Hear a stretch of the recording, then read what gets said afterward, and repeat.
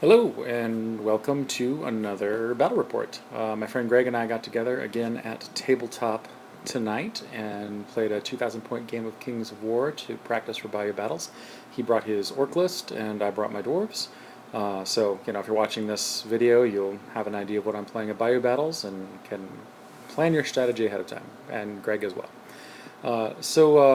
He brought his orcs. This is his first unit. It's actually counting as a unit of Gore Riders. He's in the process of painting them and multi-basing them, so he's just using some Goblin Wolf Riders as a proxy.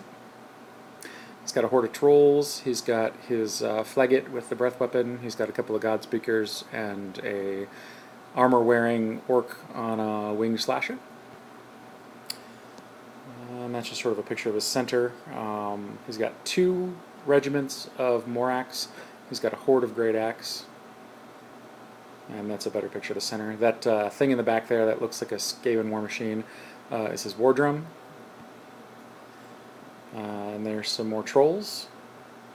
And then on his far right, he's got his Gore Riders, his second unit of Gore Riders.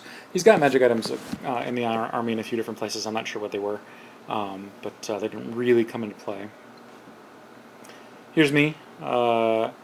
Just a kind of a broad shot of my army. It's not much different than what I played in the tournament, so if you watch my last battle report, you can see what it is. A horde of shield breakers, 2 units of ironclad, a troop and a unit of, and a regiment of Berserker Bark Riders. The regiment's got strength. I've got a unit of Earth Elementals and the Greater Earth Elemental. I've got a Stone Priest. This time, though, instead of the king on the beast, I've got the king with wings, represented by my gyrocopter there. A couple of organ cannons, a flame cannon, and instead of the healing charm, I decided to go with a breath weapon on my standard bearer as well. My reasoning being that I would then have 2 breath weapons and 2 organ cannons to provide some threat in multiple places. I think it was a good choice. Healing charm is interesting and useful, but it's 3 dice, and this is 10 dice of fire. I don't know. We'll see. And that's a broad shot of the overall battle line. So he deployed most of his guys in the middle, and he had these 2 wide flanking units of Gore Riders. And my thinking was that my king with wings could shut down one for a few turns, and my defense 6 crew over there on the other flank could shut down the other for a few turns or win that fight. Kind of depended on what his Crudger did, so I had to be aware of that. And those trolls are always kind of frightening. So I was a little bit nervous about the right-hand flank, but I had a lot of tools in the center right, so I was feeling okay. As far as the left flank, the approach of his cavalry on the far left, I wasn't too awful worried. I've got 2 organ cannons on the left-hand side of that piece of impassable terrain, that little like ice chunk that you see, and my king. So I think I'm okay on the left-hand side. I wasn't too worried. The center was going to be interesting. I parked myself sort of behind that wall in the middle of the field, which really was not bright. Because it was going to make any countercharging I did into the flank of his infantry units kind of, disrupted and all of that stuff. And so that probably wasn't the smartest place to put myself. But I didn't have a lot of great choices in my deployment zone given the impassable terrain that was there. So I figure I'll just suck it up and deal with the disrupted charge and try to make it into a flank charge, which doubles my attacks, which will help with if it's disrupted.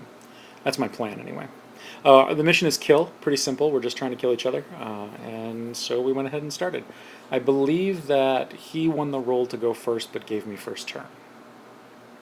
Yeah, so I just moved my king and put him in position behind that piece of impassable terrain, that tower, sort of expecting those critters to come up, and then I can charge them and pin them down for a little while.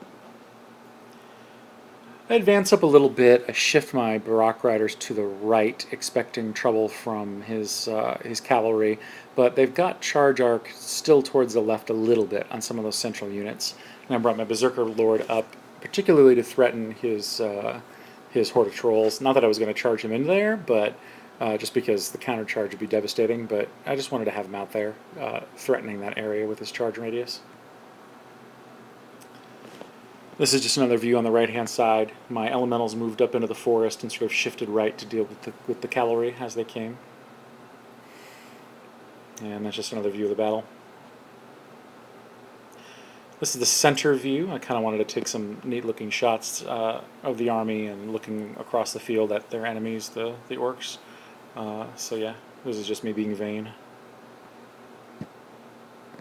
So he starts to move. He advances his 2 units of Morax up and starts bringing in his Great Axe and Trolls behind them as a backup. In my center, I've got I advanced my 2 Ironclad units up a little bit, brought the Flame Cannon up and the Standard Bearer up, and my Shield Breakers were sort of my second line of defense. I deployed them back because I wanted something back there just in case that Crudger on the Wing Slasher came into my backfield. I also wanted something to play back up to the 2 Ironclad units. I figured they would get eaten by the Morax, but I'd hopefully put some wounds on the Morax with shooting, and then the Shield Breakers could clean house. He brought his Gore Riders up, and then he looked and saw the king there, and he was like, no. So he went back and sort of just advanced them a little bit and shifted them. Didn't really change much. He probably should have just brought them straight up and taken the flank charge because it was an individual, so it wasn't going to multiply attacks or anything like that. And then he would have been in a little bit of a better position to reform and face those organ cannons. I think he cost himself a turn by doing that. I'm not sure. Over here, he brings his Crudger over to support his cavalry, brings his cavalry up on top of the hill, and his trolls actually backed off a little bit. So that happened over there. I went ahead of my next turn, so this is turn 2, top of turn 2. I went ahead and charged his Gore Riders. And I shifted and moved a little bit here in order to open up a lane of fire into one of those units of Morax. My thinking being if I can waver one of them, I will really kind of stymie everything in his center. That's my hope. Waver or kill, I guess. Kill's okay too. But I shift my Ironclad just in case he wants to charge. He doesn't have range on the unit on the left from my perspective, but he does have range on the unit on the right, the Savage Orc unit from GW. And then I just sort of move up my Brocks now, my Brock Riders up, and I decide that I'm just going to go ahead and commit the regiment of Brock Riders to the center of the field, and the Shield Breakers up alongside them. My thinking is this, that's going to become a mess soon, one way or the other. If my shooting fails, he's going to start charging into my Ironclad, and the Ironclad aren't going to do good in fights against Morax units, so I'm going to need to bring these 2 units in to support, but hopefully I'll buy myself a couple of turns of shooting. And this is just the right-hand side as I move up. I shift my troop of Berserker Brock Riders over a little bit, my Earth Elementals up a little bit.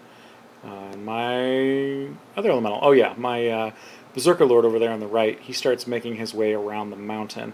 I put myself there because his cavalry is height 2, and the mountain, or the hill is height 2, so that's going to block line of sight from his Crudger to my Berserker Lord, but if the Crudger pops over the hill, then the Berserker Lord can maybe get a charge into him, and maybe I can combo charge with the Elemental Giant, or with the Greater Elemental, or the other lesser Elementals.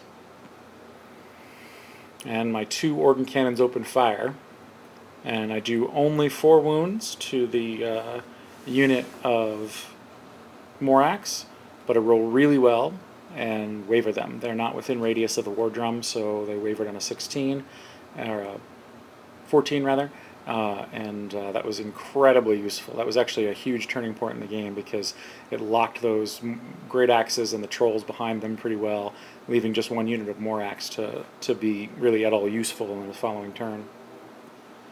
I did a couple of wounds to his unit of Gore Riders, but did not break them. I don't even think I wavered them. No, 3 wounds, and they were fine. So it's his turn, and he just advances the Morax and advances the Trolls behind them. He can't do really anything with the other Morax, so it's kind of stuck there. He charges into my Lord and wavers him right back, so that sucked. Yep. And that's his unit being wavered, not being able to do anything. And, oh, that's right, he did charge. He charges into my, maybe I charged him. Now I don't remember whose turn this is. This is turn 3, player 1, that's me.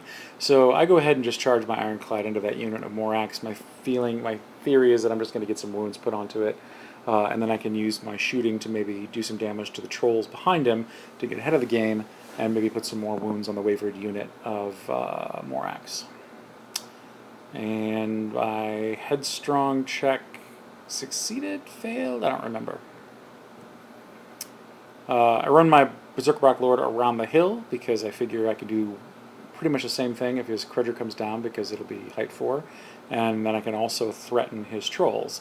So I sort of get a 2 for the price of 1 there. And my Brock Rider troop comes around just sort of to get out of the charge radius of his heavy cavalry and then to threaten the trolls. If worse comes to worse, I might get a double charge with my Berserker Lord and the Brock troop into the trolls, and that might actually be enough depending on how many wounds I can do, but in either case it's a threat and it seems to be a good idea. And this is a crappy picture that I should have deleted. Alright, so he decides to pull the trigger finally on his wing slasher, goes into my Earth Elemental. You know, he's risking a flank charge from the lesser Earth Elementals by doing this. So I don't know if it was the best idea, but I think it was a good idea for him to commit his Crudger just because it had spent a couple of turns kind of screwing around over there on the right, getting run around by the Brock Lord. It wasn't doing him any good. So by just putting him in play, he risked him, but he also got him there and got him involved. So this is the right-hand side. I've set my Berserker Brock Riders up so that I can get a flank charge into that wavered unit of Morax, or I can charge the front of the trolls. Either or, doesn't matter. And either charge is going to be disrupted for the first turn anyway, so it's not a big deal. But I want to just have the option. So he double charges, because I forget that trolls are height 2. He double charges those poor Ironclad in the front, so they're not going to be long for this world. And that's just a broader view of the center of what's going on. He's moving things up. His 2 wizards move to threaten my Berserker Brock Lord. He does, of course, what, 12, 16 points of damage to that unit and pops it. Yeah, they're gone. So on my turn, my king, whose waver goes away this turn, decides to charge the war drum. I'm trying to pick that darn war drum off. It provides +2 nerve to everything in the area. It really has to die. I figure maybe the Lord, if he gets a decent round of combat, could do it. This was a mistake. But anyway, I got in there. And there's what happens. I decide to put my Brock Riders into the flank of his Morax and my other guys into the front. And then I move these guys so I can surge them. And the useless shield breakers move up into the gap. Hopefully they'll get a charge off this turn. They're this game. I open fire on the trolls with everything. So both the organ guns, both breath weapons, and remove them. It's a really powerful combination if you can get it off. It's 30 shots with the organ cannons, 28 shots of breath weapon. It's a lot of shooting. So I do some wounds. I do 2 wounds to the war drum and don't touch it, so that's a problem. You'll notice my flank is exposed. Yep, that's a broader view. My Brock troop charged into his trolls and did some wounds. Actually did a decent amount of wounds, 5. And my Stone Priest surged the Earth Elementals into the flank. So, however, we rolled really crappy. So that 4 is inaccurate. I actually did 11 wounds to the Crudger, but my crappy roll was my nerve roll. And did not break him, but I did waver him, so that helped a lot. I should say at this point that most of my nerve rolls this game are really solid. Like I was rolling 10s left and right, so that helped a lot in a lot of different cases. And so the dice were definitely helping me out over here. However, but because I only wavered him, the flank of my lesser Earth Elementals was now exposed to his heavy cavalry, and that's a problem. And it's a more clear picture with the 11 wounds on it. And so, of course, on his turn, he flanks my lesser Earth Elementals with his heavy cavalry. And he charges his other Morax unit into my unit of Berserker Brock Riders. He, of course, charges the king, who's not long for this world. And it's a more clear picture. And I don't know why I have 3 pictures of that, but I do. And then he moves up to try to get into range of the organ gun. The organ gun has just barely got his flank in my arc, so I'll get 1 more shot on those guys. They actually have a decent amount of wounds. I'm trying to remember why. I know my king did some, and I think they took a round of shooting previously. His two, I did kill one of his wizards in combat at some point, but his second wizard picked me off. Oh yeah, I didn't get a picture of it. The two wizards shot him in the last turn and did like 10 wounds total or something. They did a great job with their fireballs.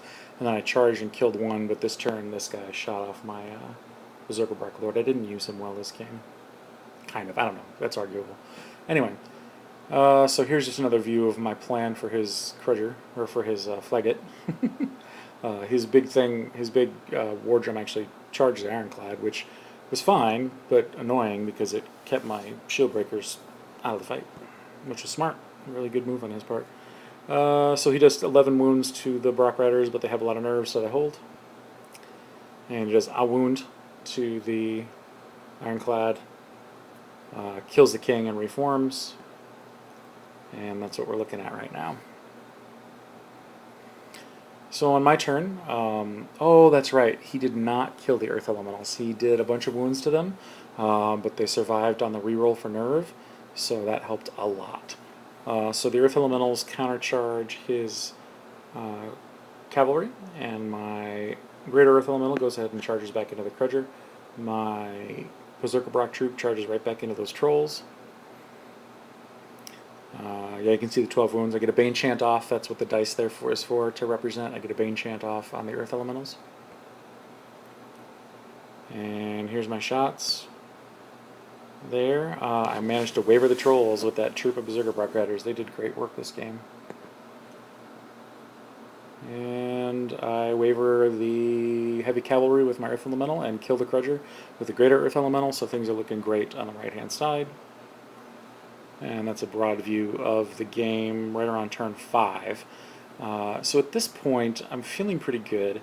I actually backed my Berserker Brock regiment up to the wall to get them out of charge radius of the horde of great weapons over there. His trolls are wavered, so they can't hit me. Yeah, that's what's going on. Oh, that's right, never mind. His trolls weren't wavered. They went back into my Brock Riders. They did a bunch of wounds, but they snake-eyed on the Brock Riders, so the Brock Riders once again stood their ground. That's his Godspeaker who comes up to try to shoot them. Oh, I'm sorry, my mistake. The trolls were wavered. The Godspeaker came up, did 4 more wounds to the, did enough wounds to the Brock Riders to put them into definite threat range, but double one on the nerve roll, so they were fine. That's what happened. But then over here, he comes back in with his bell, and he does a couple of wounds, or 1 or 2 wounds to the Ironclad, but double 6s, and he wavers them. So they're wavered. I don't know why I did this. This is a key mistake in the game. I was thinking about what I could do with my Berserker Brock Riders. What I should have done was just left them on the damn wall, because we were going into turn 6, but I went ahead and charged the Horde, which was a mistake. Because I wasn't going to kill them, and then they were going to countercharge me, and they would definitely kill my Brock Riders. It would cost me some points at the end. I went back into his War Drum, but it wasn't going to do me any good. So yeah, I did some wounds to his Horde, which didn't kill it. And I did a couple of wounds to his War Drum, which didn't kill it. But he did kill my Brock troop. And that's a picture of nothing. Sorry. And then he countercharges into my Brock Rider Regiment and kills it. This is turn 6 at the bottom of turn 6, so he went ahead and killed my Berserker Brock troop, and then we looked at the field. I definitely had more points left on the board, but that last turn cost me both Brock units, which cost me a bunch of points, and probably would have turned it from like an 18-2 to like a 16-4, 15-3, or whatever the next step down is. So yeah, and that was the end of the game. So we rolled the dice to see if there was a turn 7, and there wasn't, and that was it. We had a great time. Again, it's always fun to play at the shop. They've got great terrain and a bunch of fat mats and great people, so I highly recommend Tabletop in San Antonio if you get down here. I think that my list is solid. I like it. The shooting was great and worked out really, really well. I just was constantly pounding units down with it, whether it's the Morax that I wavered and then killed, or the trolls that I just shot off in one turn. It's just, you combine those four shooting elements together into one, and it's fantastic. I think I played my right-hand side fairly well. I think I played my center pretty well. I think my left-hand side plan worked out okay. It worked out well. It did its job. I don't know if I mentioned it or not earlier, but the shots on those Gore Riders on the left-hand side, I actually did take them off the board. I don't think I got a picture of it. Anyway, so the list is fine. I think it'll perform well at Bayou Battles. I think it's got options for various different things I'm going to encounter. I love the King on the Beast in terms of look of the model, but the King with Wings is just straight up better for utility. You know, I don't get 7 attacks and I don't get Thunderous Charge 2, but what I do get is a move of 20 in the individual rule, which allows me to fly all over the board. So if there's a horde of things that shoot, I can shut them down. If there's cavalry that's not too strong, I can shut them down. He's just super useful. I like my opponent's list. I think when he starts pushing his power into very specific places, it's going to work really, really well. He's got a lot of regiments and a lot of he's got hordes that are small, and he's got a lot of regiments that hit really hard. So I think he'll be able to claim objectives and whatnot. In a straight-up kill scenario, you know, like I think I would probably have the advantage because I had more units and could out-deploy him, and I had shooting that was effective. So he was in a little bit of trouble for a kill scenario against my list. But I mean, my dice were on fire in terms of nerd tests and stuff, so who knows. If things even average, it might have played out a little bit differently. So anyway, hope you enjoyed the battle report, and I will continue to post them so long as I continue to get practice games in.